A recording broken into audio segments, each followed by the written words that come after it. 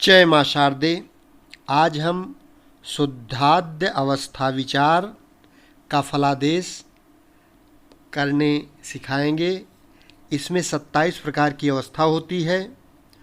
उनके नाम इस प्रकार से कहे गए हैं, जैसे पहली अवस्था शुद्ध, दूसरी वस्त्र धारण, तीसरी पुंड धारण, चौथी जय, पांचवी शिव पूजा, छठवीं अवसान, सातवीं विष्णु पूजा, आठवीं विप्र पूजा, नौवीं नमस्कार, 10वीं प्रदक्षिणा, 11वीं व्यासदेव, 12वीं अतिथि पूजा, 13वीं भोजन, 14वीं विद्या परिश्रम, 15वीं क्रोध, 16वीं तांबूल, 17वीं नृपाल पश्यम, 18वीं गमन, 19वीं जलपान, 20वीं आलस्य, 21वीं शयन, 22वीं अमृतपान, 23वीं अलंकार,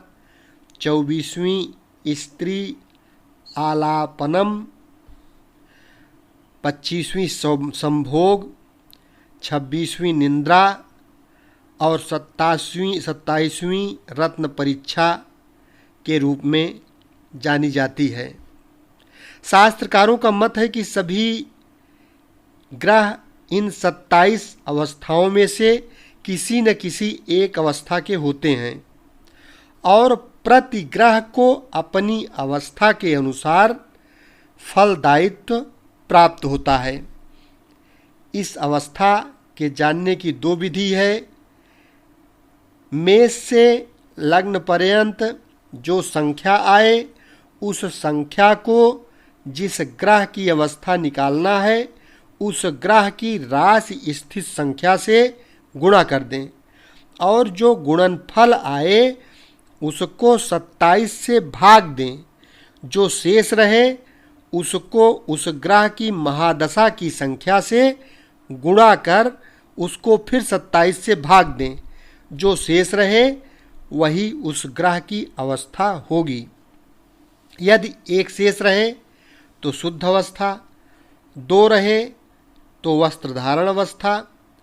इसी प्रकार से सबकी 27 अवस्था के हिसाब से जो आए उसी को जान लेना चाहिए।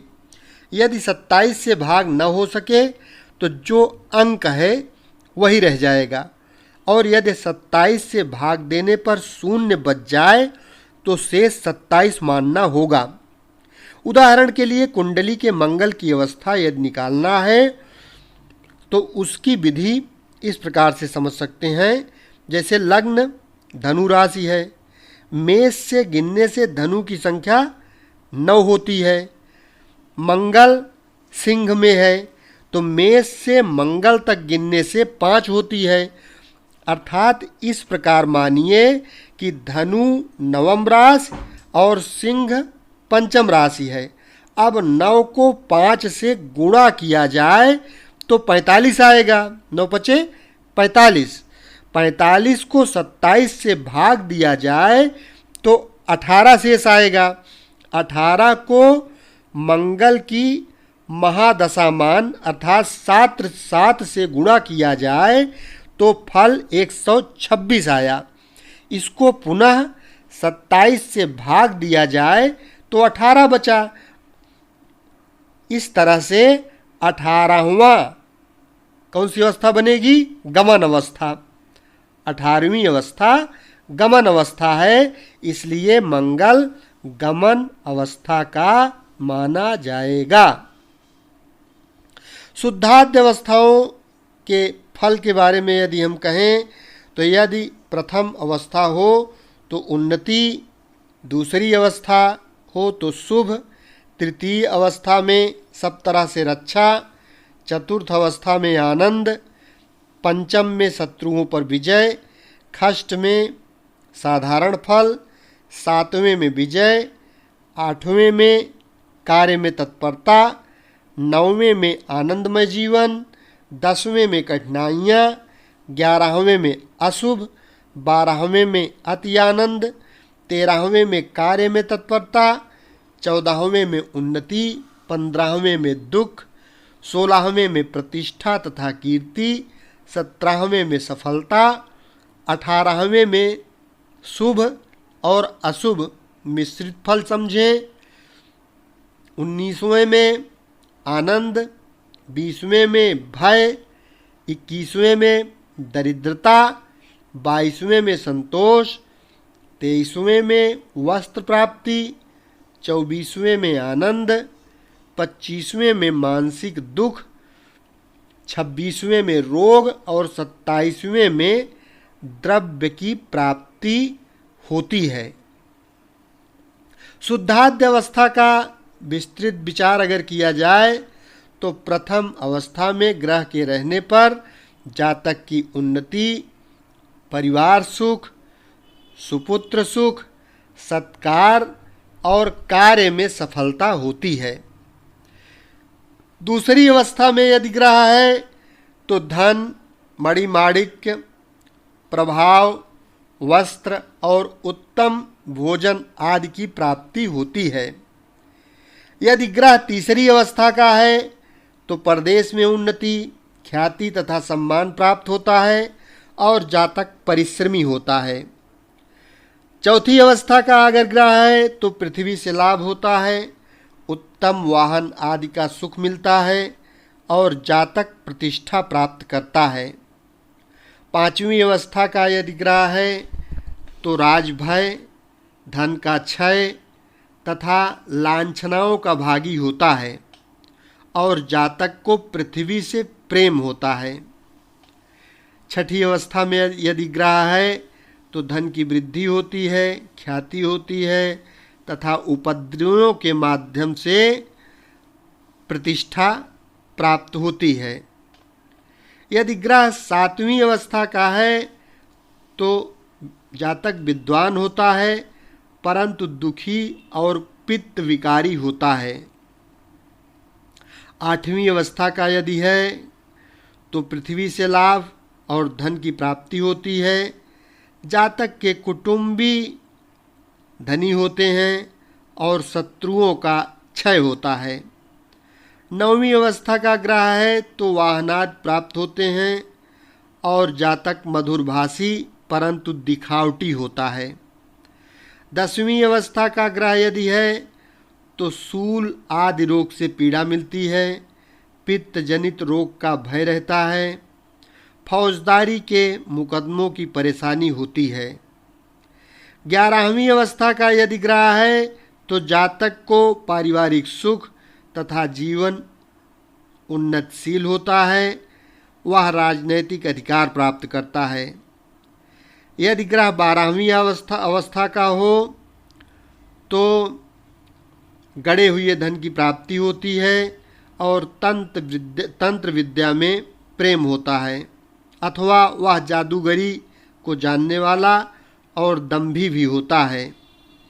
13वीं अवस्था का यदि ग्रह है तो धर्म विरोधी होगा जातक, वर्णाश्रम धर्म से च्युत होगा, रोगी और धोखेबाज होता है। 14वीं अवस्था का यदि ग्रह है तो कुत्सित भोजन करने वाला और घृणित स्वभाव का होता है। 15वीं अवस्था का यदि ग्रह है तो जातक मनुष्य से घृणा करने वाला और दंभी होता है। 16वीं अवस्था का यदि ग्रह है तो जातक विद्वान होता है, धनी होता है, यशस्वी होता है तथा उच्च पदाधिकारी भी होता है। ग्रह यदि 17वें अवस्था का हो तो जातक धार्मिक, प्रतिष्ठित, सुशील और नियमशील होता है। 18वीं अवस्था का यदि ग्रह है तो जातक विद्वान होता है, जातक धनी होता है और उच्च श्रेणी का फौजी जीवन व्यतीत करने वाला होता है। यदि ग्रह 19वीं अवस्था का हो तो जातक मधुरभाषी होता है परंतु आसक्ति और चित्त का धोखेबाज होता है। 20वीं अवस्था का यदि ग्रह है तो जातक क्षितिज परंतु सुस्त प्रकृति का तथा चिंता शून्य अर्थात बेपरवाह होता है। यदि ग्रह 21वीं अवस्था का हो तो जातक रोगी होगा, परिवार पर कठोरता से व्यवहार करने वाला होगा और कामी होता है। 22वीं अवस्था का ग्रह यदि है तो मित्रों का उपकार करने वाला होता है, स्वजनों से घृणा करने वाला होता है और जातक अपने नाश का कारण स्वयं होता है। यदि ग्रह 23वीं अवस्था का हो तो ऐसा जातक स्वस्थ होता है, संतान अच्छे होते हैं, स्त्री मिलती है, भोजन उत्तम मिलता है और कुटुंबों में अपनी मर्यादा बनाए रखता है। यदि ग्रह 24वीं अवस्था में हो तो ऐसा जातक स्वभाव का सुशील होता है, उन्नतिशील होता है और कार्य में फलीभूत होता है। यदि ग्रह 25वीं अवस्था का हो तो ऐसे जातक को मित्र और बंधुओं से परित्यक्त और दुख का सामना करना पड़ता है तथा कार्य में निष्फलता प्राप्त होती है। यदि 26वीं अवस्था का हो तो मध्यप्रिय, किसी पुराने रोग से ग्रसित और राजकोष से पीड़ित होता है। यदि ग्रह 27वीं अवस्था का हो तो ऐसा जातक शोक ग्रसित होता है, बदला लेने का इच्छुक होता है, नीच कक्षा के स्त्रियों में रत रहता है, धूर्त और बुरे विचारों वाला होता है। इस प्रकार से कुंडली देखकर शुद्धाद्य अवस्था का विचार कर सकते हैं और कुंडली का मिलान करते हुए फलादेश अवश्य कर सकते हैं। यदि चैनल को अभी तक सब्सक्राइब न किए हों तो कृपया यह चैनल सब्सक्राइब अवश्य कर लें, क्योंकि इस चैनल के माध्यम से संपूर्ण ज्योतिष सीरियल वाइज आपको संपूर्ण ढंग से सीखने के लिए एकदम फ्री में मिलता रहेगा। हमने हर एक राशि का फलादेश लग्न के हिसाब से मेष लग्न से मीन लग्न तक अलग अलग ग्रहों के हिसाब से बताया है, जो आप प्लेलिस्ट द्वारा अपनी लग्न के अनुसार सुन सकते हैं और उससे अपनी कुंडली का मिलान करके आपके साथ क्या घटित होने वाला है इसको बहुत ही आसानी से समझ सकते हैं और दूसरे की कुंडली देखकर उसका फलादेश कर सकते हैं। शेष अगले भाग में। धन्यवाद।